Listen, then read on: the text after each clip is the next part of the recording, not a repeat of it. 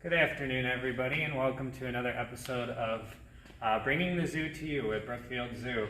My name is Scott, and I'm a ambassador animal care specialist here at Brookfield, and I'm joined by Francine, who is another animal care specialist. Now, I know you're not all here to learn about Scott and Francine, so I will introduce you to our main attraction here. This is Beaker. So for those of you who have never seen a bird like Beaker before, he is known as a Tawny Frogmouth. So some of you watching at home might be looking at him thinking, what kind of weird owl am I staring at that I have never seen before? And you know, with those big bulgy eyes, kind of like owl's eyes, you might be wondering why he's staring back at you. Beaker is not actually an owl. He is, as I said, is a Tawny Frogmouth. They are part of the nightjar family, and there are 15 different species of frogmouth. The tawny in particular is very common in Australia and Tasmania. There are 3 different types of frogmouths in Australia, and Beaker being one of them. So if you've ever seen a Tawny Frogmouth before, they are fairly common in zoos. They make pretty good companion animals here for our animal ambassador program. So as you can tell, Beaker is very calm and still right now, which is a good characteristic or a good trait of the Tawny Frogmouth. So these animals are nocturnal. They will spend their time getting food at night, but during the day he's going to spend a lot of time just kind of perched in trees like that. So you'll notice, if you look closely at Beaker's feathers, he does kind of look a lot like a tree, or like tree bark. And as a prop here, I'll show you, they are very good at camouflage.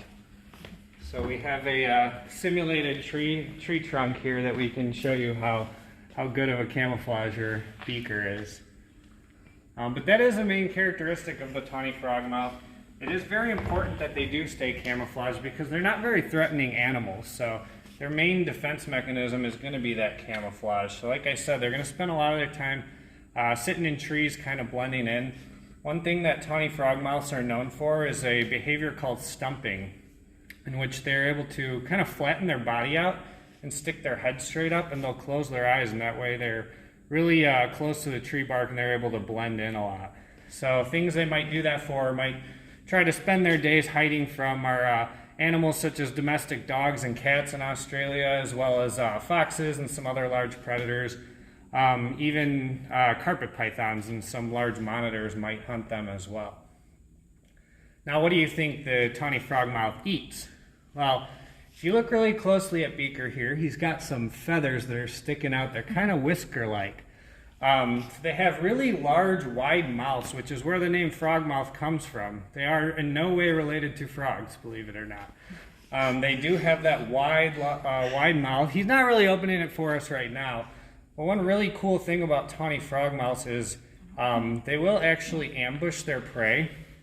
So at night, they eat mostly insects. About 90%, 95% of their diet is going to come from insects. So at night, they will actually open their mouth really wide sometimes, and the combination of their yellow mouth inside as well as those whiskers surrounding their mouth kind of mimics a flower almost. So if there's insects flying by, they use those little whisker-like feathers around their mouth to actually notice the insects and catch them. And if insects are flying around thinking it might be a flower, it's an easy way for them to grab. So as I mentioned before, a lot of people mistake them for owls, and they are not owls. Some main differences, it's kind of hard to see his feet, but they have very weak feet, I would say. They're good at perching, but unlike an owl, they're not going to use their feet to grab onto their prey. So like I said, they're going to eat a lot of bugs, but they're going to ambush their prey. If they do go out hunting, it's typically just a short little hop down from a fence or a low-hanging perch to grab some bugs or some maybe small mice or lizards that are on the ground. But they're not, unlike owls, they're not going to grab onto their prey with those really strong feet. So another thing about Beaker, as I mentioned, he is going to spend a lot of his time ambushing prey, but he's also going to spend a lot of his time with his mate. So Beaker personally does not have a mate yet. He's pretty young. He is turning 2 in June, but he's part of our Animal Ambassador program, and he's the only Tawny Frogmouth we have in the Ambassador program. But in the wild, they actually mate for life. One really cool thing about them is that they will find a mate and they will actually breed once a year, and they'll just spend all their time together. They kind of live in pairs. They've been known to live and breed in pairs for up to 10 years, and they'll spend their entire life together until one of the pair dies. Some researchers have actually observed them when one loses part of their pair, they actually are believed to have grieved. So they've found that the Tawny Frogmouth will make a crying noise overnight sometimes. Some in the wild have been seen, for 2 years actually rejecting other mates because they may possibly miss their old mate. So it's a pretty romantic bird, I would say. Tawny frogmouths too are kind of notorious for being messy nest makers. So they will make their nest with a lot of, I'm sorry, I don't mean to offend you, Beaker, but it's kind of like a college dorm room. They will just find anything. They'll get like leaves and twigs and a bunch of stuff. So in the wild, you could kind of see them, and they mostly rely on the strength of the tree branches to collect their stuff. Speaking of these tree branches, though, they are very adaptable to the environment. As I mentioned earlier, they're kind of found all over Australia as well as Tasmania, and they do live in a lot of different types of forests. They prefer eucalyptus woodlands, which are pretty open. They don't like dense forests, but they will be found almost all over. They can even be found in urban areas. As long as there's trees, they might make a home. And they have a pretty small range, only about 100 acres or so. So they are close in proximity to humans, which unfortunately means that humans are their biggest threat. They are of least concern in the wild. Their numbers are pretty good. They're pretty populous, but they do have to worry about vehicle accidents. At night, part of their hunting, they will actually swoop down sometimes and try to catch bugs. And oftentimes, if there's cars nearby, they might try to catch bugs in the headlights of a car. So they are victim to some accidents. And they are victim to pesticides as well. Pesticides can be dangerous for a lot of different predators in the wild because they do live close to humans. They're known to live very close to agricultural areas, so a lot of farmlands and farmers that use pesticides could end up harming them. But at the same time, these birds are very important for the environment, for those agricultural areas, because they do, like I said, they eat a lot of pests. So they will eat, once in a while, if it's opportunistic, they'll eat mice, like small field mice, or they'll also eat lizards, small predators like that. But mostly they're going to eat bugs. So in Australia, they're actually very important for keeping locust, grasshopper populations in check, as well as the Christmas beetle, which has a tendency to destroy eucalyptus trees. And humans use eucalyptus for a lot of different things, and a lot of animals depend on eucalyptus as well. So they do play a pretty important ecological role.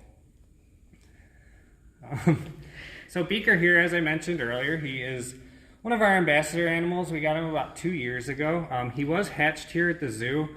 Fortunately, he has grown quite a bit larger since he was hatched, but I implore all of you at home, if you have a minute once you're done watching this video, go online and check out a picture of a hatched Tawny Frogmouth, because they're possibly the cutest thing in the world. They kind of look like a little Furby, and they're hilarious. But Beaker has grown up into a big, slick, handsome bird, and he knows that. How big will he grow? He is full grown. He's not really going to get much bigger. I think he weighs about 730 grams, which is a little over 1.5 pounds, which is pretty standard for these birds. And how long do they live? They will live about 15 years. In zoos, they have been known to live into their 20s, which would be a pretty long time. So we got a long life ahead of us with Beaker here, which is awesome because he's cool. How many offspring will a pair of Tawny Frogmouths generally have? Typically, they will have 1 to 3 every time they lay eggs, and their breeding season is usually after the rains, springtime in Australia, which is about August to December, and they'll lay 1 to 3 eggs, and they'll do that for maybe 10 years. But the the babies actually, after they hatch, they only spend about 30 days in the nest. Maybe because, like I said, it's kind of a dirty nest, or maybe they just want to go out on their own. But they'll spend about 30 days, and then after that, they're kind of off on their own. So they eat insects, correct? Yeah. What is his favorite insect to eat here at the zoo? His favorite, well, we give him, we try some different things with them. Most days he gets waxworms and mealworms, mighty mealworms or little mealworms. I think he probably likes crickets the best. Yeah. He's a big fan of crickets. How big is his wingspan? Ooh, his wingspan, I'd say him personally, maybe 1.5 feet. Wow, he made a face when I asked that question. Say, I don't know, 20 inches or so. Does he fly around a lot? Not really. So as you can tell, he's very calm in Francine's hand. He has some favorite keepers, Francine being one of them. He's very calm when he's out with us, but even when he's in his enclosure, he doesn't really move around much. Like I said, in the wild, they're going to spend most of their day and even most of their night when they're active, kind of sitting and waiting for prey, but also during the day they're going to roost most of the day. So he does a lot of that here too. So in addition to having a nest like a college dorm room, He sleeps a lot. sleeps Yeah, like exactly. a college He's student too? basically Okay. just living the bachelor Okay. life right now. Are there any plans to get him a mate? I don't believe so. I think with him, I can't really speak to it, but he is, we're going to be using him primarily as an animal ambassador. So we're going to be doing a lot of stuff like this. He's kind of bonded with his keepers. He is really close to us. He's very friendly with all of us. So he's good to bring out and show to people and to meet them. Can you remind us again what family he's part of? Because he's not an owl. He's not an owl. So it is a family called the nightjar family. There's a lot of different birds that fall under that species. Characteristics are mainly short legs, wide wingspan, and kind of short, wide beaks. All right, Scott, if you had a staring contest with Beaker, who would win? Oh, he'd destroy me. My eyes get dry really fast. I mean, I could try, but he looks at me a lot. Sometimes when I'm holding him, I'll just stare at him. I don't think he's really concerned at all. Where is Wild Encounters located here at Brookfield Zoo? Wild Encounters, if you're coming in from the south gate, almost immediately right after Hamill Family Play Zoo, we were kind of nestled between BZ Red Hots and the Hamill Family Play Zoo. So that's where you can find the goats, you can find the reindeer, wallabies. Beaker actually lives permanently in our Animal Ambassador building, which is off exhibit, but we do bring him out to meet people for programs. And is Wild Encounters open right now? Wild Encounters is open is not open right now. I'm sorry. Apologize. Hopefully soon though, because I think the goats especially are really excited to be seeing people again. Are they social animals? Not really. I mean, they've been known to kind of live in small groups, but mostly, like I said, they're in their pairs. So they're going to spend most of their time with just one other bird. Is he soft? He is soft. He's actually, he's pretty friendly. Sometimes I give him some scratches. But he has a tendency to fluff up when he's inquisitive. If someone new comes in the room or if he's interested in something, he'll actually get really puffy. So I mentioned their stumping earlier. They're kind of like, he kind of morphs almost. Like sometimes he's really fluffed up. He looks like a totally different animal, but then when he's stumping, he just looks like a piece of bark that fell off a tree. Is it true that Tawny Frogmouths are the most Muppet-like of all of the birds? I don't know. I'd have to think of some other birds that might try to give him a run for his money, but I would say he's pretty close to the most Muppet-like. And is that where his name comes from? I believe that is where his name came from. I like it. It's grown on me. Does he molt at all? He'll molt. I don't know. I mean, seasonally, like how often he does. He doesn't have a catastrophic molt, does he? No. Okay. He usually molts twice a year. Oh, he's But so right interested now, in something his all of a plumage sudden. is pretty, he's looking pretty good right Yes, now. he is. I think he knew he was going to be on camera.